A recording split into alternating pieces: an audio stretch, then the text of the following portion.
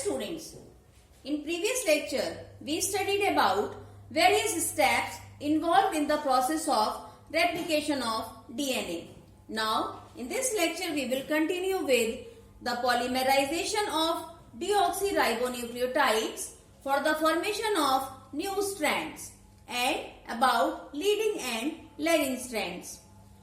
Students, for polymerization process, first the DNA polymerase reads the template strands and accordingly causes polymerization of deoxyribonucleotides. The direction of reading of DNA polymerase is 3' to 5' and the direction of polymerization is 5' to 3' direction. But both the strands being antiparallel, the direction of reading by polymerase is correct for one strand while it is not correct for the another strand because it lies in opposite direction. So the process of replication of both the DNA strands occurs differently. One of the strand is known as leading strand while the other strand is known as lagging strand.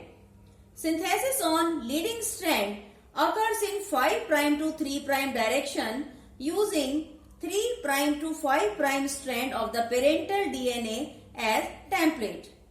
Because the direction of reading and direction of synthesis of new strand is correct on this strand, so the synthesis on this strand is continuous and requires only one primer and the synthesis of DNA occurs in single piece only. But the direction of reading on lagging strand is not correct. So the synthesis on this strand also occurs in 5' to 3' direction but on 5' to 3' strand in the form of small segments called Okazaki segments. The synthesis on this strand occurs in discontinuous manner because the process of reading as well as process of polymerization does not occur smoothly. Synthesis of each fragment requires one polymerase 3 and one RNA primer. So for the synthesis of new strand on this lagging strand requires several primers. One primer for each of the fragment. These fragments are called Okazaki fragments which are later joined by the enzyme ligase. After the polymerization process is completed, the primers are removed